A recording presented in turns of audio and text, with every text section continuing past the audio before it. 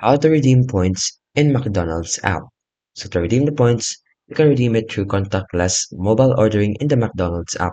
And by selecting the rewards, choosing the favorite you want to redeem, and choosing the add to mobile order, just go to the redeem in store or drive-thru. Then select the rewards and choose the item you want to redeem.